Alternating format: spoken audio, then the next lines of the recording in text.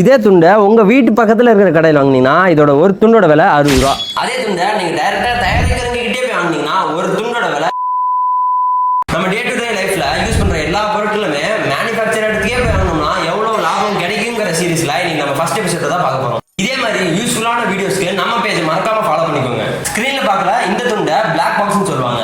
இந்த துண்டை வாங்க நீங்க சந்தைக்கோ இல்ல பக்கத்துல இருக்கிற கடைக்கு போனீங்கன்னா ரீட்டைல் பிரைஸ் அதாவது 50, 60 இல்ல 70 ரூபாய் வரைக்குமே வச்சு விற்கிறாங்க. அதே துண்டை நம்ம யுக்னிங்கிற நாமக்கல்ல இருக்கிற ஒரு டவல் மேனுஃபேக்சர் கிட்ட இருந்து வாங்கணும்னா ஹோல்சேல் பிரைஸ்ல நோட் பண்ணிக்கோங்க 20 ரூபாய் மட்டும் தாங்க ஒரு டவலோட விலை. அதே நீங்க ரீட்டைல் ஸ்டோர்ஸ்ல 60 ரூபாய் போட்டு வாங்கினீங்கன்னா இதனால உங்களுக்கு 40 ரூபாய் நஷ்டம் தாங்க. அதெல்லாம் ஒரு பக்கம் இருக்கட்டும். இப்ப யுக்னிங்கிறவங்க இந்த துண்டை எவ்வளவு பண்றாங்கன்னு கேட்டீங்கன்னா ஜஸ்ட் 40 ரூபாய்க்கு தாங்க ரீட்டைல் பண்றாங்க. ஹோல்சேல்ல பாத்தீங்கன்னா 20 ரூபாய்க்கு பண்றாங்க.